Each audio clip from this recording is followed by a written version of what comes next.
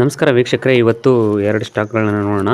So ಅವು ಈಗ ಎರಡೂ ಕೂಡ ರೀಸೆಂಟಾಗಿ ತುಂಬ ಒಳ್ಳೆಯ ರಿಟರ್ನ್ಸನ್ನು, ಸೊ ಅದರಲ್ಲಿ ಒಂದು ಈಗ 35 ಟ್ರೇಡ್ ಮಾಡ್ತಾಯಿದೆ. ಸೊ 6 ಮಂತ್ ಅಂದರೆ ಬಟ್ ಆ್ಯಕ್ಚುಲಿ ಇದು 3 ಮಂತ್ಸ್ ಹತ್ರನೇ 100% ಅಂದರೆ 3 ಮಂತ್ಸಲ್ಲಿ ಹತ್ತಿರ ಡಬಲ್ ಆಗಿದೆ.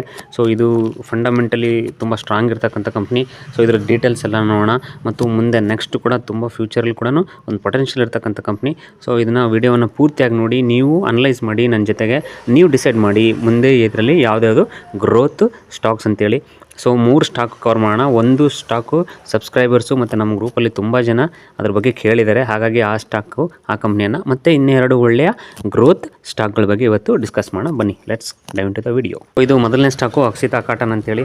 ಸೊ ಅಕ್ಷಿತಾ ಕಾಟನ್ ಲಿಮಿಟೆಡ್ ತುಂಬ ಜನ ಕೇಳಿದ್ರಿಂದ ಈ ಸ್ಟಾಕನ್ನು ಕವರ್ ಮಾಡ್ತಾಯಿದ್ದೀವಿ. ಇದು ಏನು ಮಾಡುತ್ತೆ ಅಂದರೆ Akshita cotton is in the business of manufacturing, trading, processing and finishing of cotton bails. So ಇದು ಕಾಟನ್ ಬೇಲ್ಸನ್ನು ಮ್ಯಾನುಫ್ಯಾಕ್ಚರ್ ಮಾಡ್ತಾರೆ ಮತ್ತು ಟ್ರೇಡಿಂಗು ಪ್ರೊಸೆಸಿಂಗನ್ನು ಮಾಡ್ತಾರೆ. ಸೊ ನೇಚರ್ ಆಫ್ ಬಿಸ್ನೆಸ್ ಚೆನ್ನಾಗಿದೆ. ಬಟ್ ಕಾಟನ್ ಬೇಲ್ಸ್ ಅಂದ ತಕ್ಷಣ ನಮಗೆ ಒಂದೇನಪ್ಪ ಅಂತಂದರೆ ಇಟ್ಸ್ ಆಲ್ಸೋ ಡಿಪೆಂಡ್ಸ್ ಅಂದರೆ ಏನು, ನಿಮಗೆ ಹತ್ತಿ ಬೆಳೆದಾಗ ಅದರದ್ದು ಬಂದಂಥ ಕಾಟನ್ನಿಂದ ಬೀಜವನ್ನು ಸಪ್ರೇಟ್ ಮಾಡಿ ಆ ಪ್ರೊಸೆಸಿಂಗ್ ಮಾಡಿ ಮತ್ತು ಬೇಲ್ಸನ್ನು ರೆಡಿ ಮಾಡಿ ಮಾಡೋಂಥದ್ದು. ಅಂದರೆ ಇದು ಒಂಥರ ಏನು ಸೀಸನಲ್ ಕೂಡ ಅನ್ಬೋದು ನಾವು. ಯಾಕಂದರೆ ಒಂದೊಂದು ಸರಿ ನೋಡಿರಿ ಮಳೆ ಇಲ್ಲ ಬರಗಾಲ ಬಂತಂದರೆ ಆ ಟೈಮಲ್ಲಿ ನಮಗೆ ಇದು ಸೇಲ್ಸು ಡಿಪ್ ಆಗೇ ಆಗುತ್ತೆ. ಸೊ ಹಾಗಾಗಿ ಇದು ಒಂದು ಅಗ್ರಿಕಲ್ಚರಲ್ ರಿಲೇಟೆಡ್ ಕಂಪ್ನಿ ಬೇಸ್ಡ್ ಅಂತ ಅನ್ಕೋಬೋದು. ಸೊ ಇದ್ರ ಡೈರೆಕ್ಟಾಗಿ ನಾವು ಸೇಲ್ಸ್ ಆ್ಯಂಡ್ ಪ್ರಾಫಿಟ್ ನೋಡೋದಾಯ್ತು ಅಂತಾರೆ. ಸೊ ಮಾರ್ಚ್ 2018ರಲ್ಲಿ 123 ಕೋಟಿ ಇತ್ತು, ಆಮೇಲೆ 213, ಸೊ 484 ಇಲ್ಲಿ ಇಂಪ್ರೂವ್ಮೆಂಟ್ ಇದೆ. ಇದು ಚೆನ್ನಾಗಿ 619, 818ಕ್ಕೆ ಹೋಗಿದೆ. ಸೊ ಕಂಟಿನ್ಯೂಸ್ ಗೊತ್ತಾಗಿದೆ. ಬಟ್ ಯಾಕೆ ಲಾಸ್ಟ್ ಇಯರಲ್ಲಿ 553 ಸೇಲ್ಸು ಪರವಾಗಿಲ್ಲ, ಇಂಪ್ರೂವ್ಮೆಂಟ್ ಇದೆ. ಬಟ್ ಲಾಸ್ಟ್ ಇಯರಲ್ಲಿ ಸ್ವಲ್ಪ ಡೌನ್ ಆಗಿದೆ. ಬಟ್ ಓಕೆ, ಯಾಕಂದರೆ ಪ್ರತಿಯೊಂದೂ ನಾವು ಏನೋ ಪ್ರತಿ ವರ್ಷ ಏನೋ ಕನ್ಸಿಸ್ಟೆಂಟಾಗಿ ರೈಸ್ ಆಗಬೇಕಂತೇನಿಲ್ಲ. ಕೆಲವೊಂದು ಟೈಮಲ್ಲಿ ಜಿಯೋಪೊಲಿಟಿಕಲ್ ಇಶ್ಯೂಸ್ ಬೇರೆ ಬೇರೆ ಇನ್ನೇನೋ ಕಾರಣಗಳಿಂದ ಒಂದಷ್ಟು ಸೇಲ್ಸು ಏನೋ ಡಿಪ್ ಆಗ್ತಿರುತ್ತೆ. ನೀವು ಎಕ್ಸಾಂಪಲ್ ರೇಮೆಂಟ್ ತೊಗೊಂಡ್ರೆ ಅದು ಸೀಸನಲ್ ಕೆಲವು ಟೈಮ್ ಇರೋದ್ರಿಂದ ಸೀಸನಲ್ ಬಿಸ್ನೆಸ್, ಅದು ಡಿಪ್ಪು ಅಪ್ಪು ಆಗ್ತಾನೆ ಇರುತ್ತೆ. ಬಟ್ ಏನು ಸ್ಟ್ರೆಂತ್ ಇರೋದ್ರಿಂದ, ಕಂಪ್ನಿ ಸ್ಟ್ರಾಂಗ್ ಇರೋದ್ರಿಂದ ಎಲ್ಲ ರೀತಿಯಿಂದನೂ ಅದು ಸ್ಟಾಕು ನಿಮಗೆ ಒಳ್ಳೆ ಪರ್ಫಾರ್ಮೆನ್ಸನ್ನು ಕೂಡ ಕಂಟಿನ್ಯೂಸ್ ಆಗಿ ಕೊಡ್ತಾ ಇದೆ. ಸೊ ಇದ್ರದ್ದು ಪ್ರಾಫಿಟ್ ನೋಡೋದಾಯಿತು ಅಂದರೆ, ಸೊ ನೆಟ್ ಪ್ರಾಫಿಟ್ಟು 1 ಕೋಟಿ, ಆಮೇಲೆ 0 ಪ್ರಾಫಿಟ್ ಇಲ್ಲ, ಆಮೇಲೆ 4 ಕೋಟಿ, ಆಮೇಲೆ 17 ಕೋಟಿ. ಸೊ ಸ್ವಲ್ಪ ನೀವು ಏನು ಈ ನೆಟ್ ಪ್ರಾಫಿಟನ್ನು ಕಂಪೇರ್ ಮಾಡಿದ್ರೆ ಹತ್ತತ್ರ 600-800 ಕೋಟಿ. ಸೊ 800 ಕೋಟಿ ಸೇಲ್ಸನ್ನು ಮಾಡಿ ಕೇವಲ ಇದು ಬರೀ 17 ಕೋಟಿ ಪ್ರಾಫಿಟನ್ನು ತೆಗೆದಿದೆ. ಸೊ ಇದು ಭಾಳ ಇಂಪಾರ್ಟೆಂಟು. ಯಾಕಂದರೆ ನಿಮಗೆ ಒಂದೊಂದು ಕಂಪ್ನಿಗಳು ತೋರಿಸ್ತೀನಿ ನಾನು. ಸೊ ಅವರೆಷ್ಟು 200 ಕೋಟಿ ಸೇಲ್ಸ್ ಮಾಡಿ 30 ಕೋಟಿ ಪ್ರಾಫಿಟ್ ಮಾಡೋಂಥ ಕಂಪ್ನಿಗಳಿದೆ. ಸೊ ಇದು 800 ಕೋಟಿ ಸೇಲ್ಸ್ ಮಾಡಿ ಕೇವಲ 17 ಕೋಟಿ ಪ್ರಾಫಿಟ್. ಸೊ ಇಲ್ಲಿ ನೋಡ್ಬೋದು ನೀವು number of crores profit. So ಇದನ್ನು ನೀವು ತುಂಬ ಡೀಪಾಗಿ ಅನಲೈಸ್ ಮಾಡಿ. ಆಮೇಲೆ ನಾನು ಇನ್ನೂ ಓವರಲ್ಲಾಗಿ ಸ್ವಲ್ಪ ಓವರ್ ವ್ಯೂ ಅಷ್ಟೇ ಹೇಳ್ತಿದ್ದೀನಿ. ತುಂಬ ಬೇಕಿದ್ರೆ ಇನ್ನೂ ಇದ್ರ ಬಗ್ಗೆ ನಿಮಗೆ ಏನು ಡಿಟೇಲ್ ಅನಾಲಿಸಿಸ್ ಬೇಕಂದರೆ ಪ್ರತಿಯೊಂದು ಕೂಡ ಮ್ಯಾನೇಜ್ಮೆಂಟಿಂದ ಹಿಡಿದು ಫುಲ್ ಕಂಪ್ನಿ ಅನಾಲಿಸಿಸ್ ಕೂಡ ಮಾಡೋಣ. ಸೊ ಡಿವಿಡೆಂಡು ಒಂದೇ ಒಂದು ವರ್ಷ ಮಾತ್ರ ಕೊಟ್ಟಿದ್ದಾರೆ, ಅದು ಬಿಟ್ಟರೆ ಡಿವಿಡೆಂಡ್ ಎಲ್ಲೂ ಇಲ್ಲ. ಸೊ ಇವ್ರದ್ದು ಮತ್ತು ಏನು ಶೇರ್ ಹೋಲ್ಡಿಂಗ್ ಪ್ಯಾಟರ್ನ್ ನೋಡ್ತಾ ಹೋಯ್ತು ಅಂದರೆ, ಸೊ 73 ಇದ್ದಿದ್ದು ಸ್ವಲ್ಪ ಡೌನ್ ಆಗಿದೆ. ಸೊ 69ಗೆ ಬಂದಿದೆ.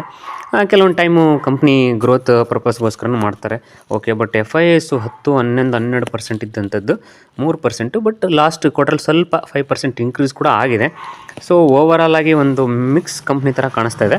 ಬಟ್ ಇದ್ರ ಬಗ್ಗೆ ಏನಂದರೆ ಕಂಟಿನ್ಯೂಸ್ ಫಾಲೋ ಅಪ್ ಇರಬೇಕು. ಪ್ರತಿಯೊಂದು ಏನು ಇದ್ರದ್ದು ನ್ಯೂಸು ಅಪ್ಡೇಟ್ಸು ಭಾಳ ಫಾಲೋ ಅಪ್ ಇದ್ದರೆ ಮಾತ್ರ ನೀವು ಇಂಥ ಕಂಪ್ನಿಗಳಲ್ಲಿ ಏನು ನಿಮ್ಮ ರಿಟರ್ನ್ಸ್ ಅಂತ ತೆಗಿಲಿಕ್ಕೆ ಸಾಧ್ಯ. ಸೊ ಇದು ಏನು ಲೈಕ್ ಏನಂದರೆ ನಮ್ಮ ಮಕ್ಕಳ ಒಂದು ಭವಿಷ್ಯಕ್ಕೆ ಅಥವಾ ನಮ್ಮ ಮಕ್ಕಳ ವಿದ್ಯಾಭ್ಯಾಸಕ್ಕೆ, ನಮ್ಮ ಮಕ್ಕಳ ಮದುವೆಗಾಗಿ ನಾವು ಇನ್ವೆಸ್ಟ್ಮೆಂಟ್ ಮಾಡಿ ಬಿಡ್ತಾ ಇದ್ದೀವಿ ಅಂತ ಏನು ಹೇಳ್ತೀವಲ್ಲ, ಆ ಥರ ಕ್ಯಾಟಗರಿ ಅಂತೂ ನನಗೆ ಅನ್ನಿಸ್ತಾ ಇಲ್ಲ. ಸೊ ಇದು ಶಾರ್ಟ್ ಟರ್ಮಲ್ಲಿ ನಿಮಗೆ ಒಂದಷ್ಟು ರಿಟರ್ನ್ಸ್ ಕೊಟ್ಟರೆ ಸೊ ಇದು ವೆಲ್ ಆ್ಯಂಡ್ ಗುಡ್. ಸೊ ಹಾಗಾಗಿ ನೀವು ಕೂಡ ತುಂಬ ಏನು ಅನಲೈಸ್ ಮಾಡಿ ಏನು ಇದ್ರ ಬಗ್ಗೆ ಡಿಸಿಷನ್ಸ್ ತೊಗೊಳ್ಳಿ.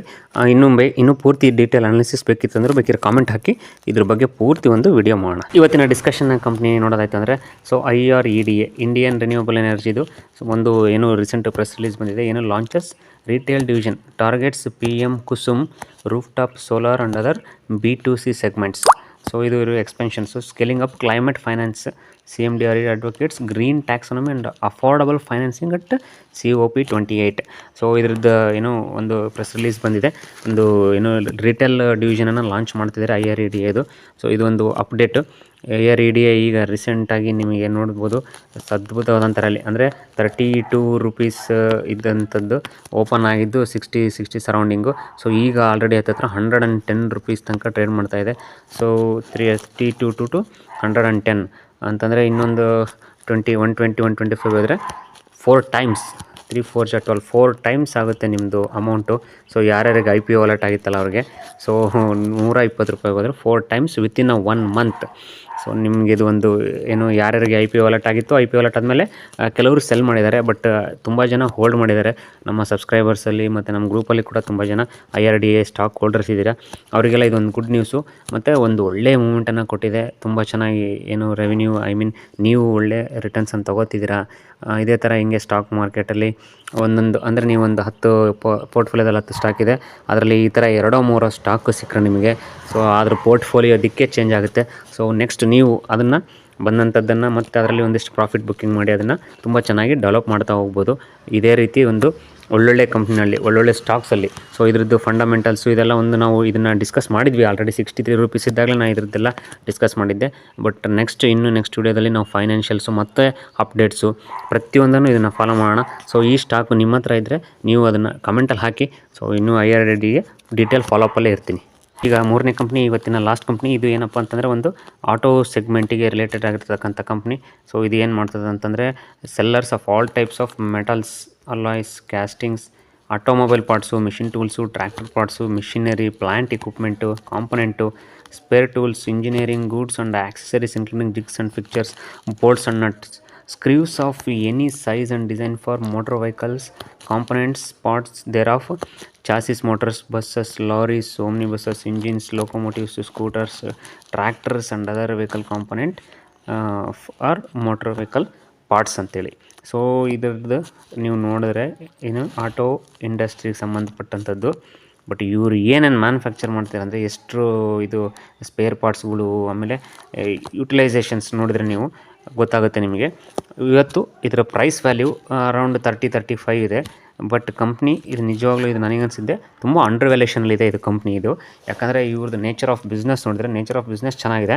ಮತ್ತು ಇವರ ಒಂದು ಟ್ರ್ಯಾಕನ್ನು ನೋಡಿದೆ ನಾನು. ಟ್ರ್ಯಾಕನ್ನು ನೋಡಿದಾಗ ಕೂಡ ತುಂಬ ಚೆನ್ನಾಗಿ ಅನ್ನಿಸ್ತಾ ಇದೆ. ಬಟ್ ನೀವು ಇದನ್ನು ಖಂಡಿತವಾಗಿ ಈ ಕಂಪ್ನಿನ ವಾಚ್ ಲೀಸ್ಟಲ್ಲಿ ಇಟ್ಕೊಳ್ಳಿ, ನೀವು ರ್ಯಾಡಲ್ಲಿ ಇಟ್ಕೊಳ್ಳಿ. ಇದ್ರ ಕ್ಲೈಂಟ್ಸ್ ನೋಡ್ಬೋದು ನೀವು. ದಾನಾ, ಸೊನಾಲಿಕಾ ಇಂಟರ್ನ್ಯಾಷನಲ್ಲು, ISML, ಐಸೂಜು, ಐಚರು, ಇದು ಮಹೀಂದ್ರಾ, ಟಫೆ, ಎಸ್ಕಾಟ್ಸು, ಸೊ ಮಹೀಂದ್ರ ಸ್ವರಾಜ್ ಅಂದರೆ ಟ್ರ್ಯಾಕ್ಟರ್ಸ್ ಏನು ಬರ್ತದಲ್ಲ ಅದರದ್ದು. ಆಮೇಲೆ ಹೆವಿ ವೆಹಿಕಲ್ಸು ತುಂಬ ಚೆನ್ನಾಗಿದೆ. ಅಶೋಕ್ ಲೈಲ್ಯಾಂಡು. ಸೊ ಆಲ್ಮೋಸ್ಟ್ ಎಲ್ಲ ಲೀಡಿಂಗರಿಗೆ ಕೂಡ ಇದು ಏನು ಸಪ್ಲೈ ಮಾಡ್ತಾಯಿದ್ದಾರೆ. ಸೊ ಚೆನ್ನಾಗಿದೆ. ತುಂಬ ನೇಚರ್ ಆಫ್ ಬಿಸ್ನೆಸ್ಸು ಭಾಳ ಸ್ಟ್ರಾಂಗ್ ಅನ್ನಿಸ್ತಾ ಇದೆ ನನಗೆ. ಸೊ ಇದರ ಮ್ಯಾನೇಜ್ಮೆಂಟು ಬಗ್ಗೆ ಕೂಡ ಸ್ವಲ್ಪ ಸ್ಟಡಿ ಮಾಡಿದ್ದೀನಿ. ಬಟ್ ಖಂಡಿತವಾಗೂ ನೆಕ್ಸ್ಟ್ ಒಂದು ವಿಡಿಯೋ ಇದ್ರ ಬಗ್ಗೆನೇ ಡೆಡಿಕೇಟೆಡ್ ವಿಡಿಯೋ ಮಾಡ್ತೀನಿ ಇದಕ್ಕೋಸ್ಕರನೇ.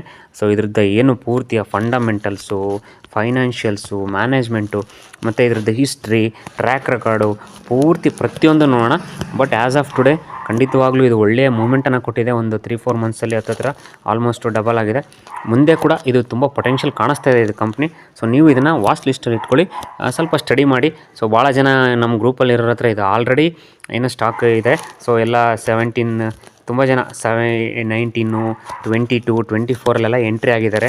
ಕೆಲವರು ಲಾಂಗ್ ಟರ್ಮಿಗೆ ಭಾಳ ಜನ ಇದನ್ನು ಏನು ಲೈಕ್ ಆ್ಯಡ್ ಆನ್ ಮಾಡ್ತಾ ಹೋಗ್ತಾ ಇದ್ದಾರೆ ಮಂತ್ಲಿ. ಸೊ ಇದರ ನೇಮ್ ಬಂದ್ಬಿಟ್ಟು ಪ್ರೀತಿಕಾ ಆಟೋ ಇಂಡಸ್ಟ್ರೀಸ್ ಅಂತೇಳಿ.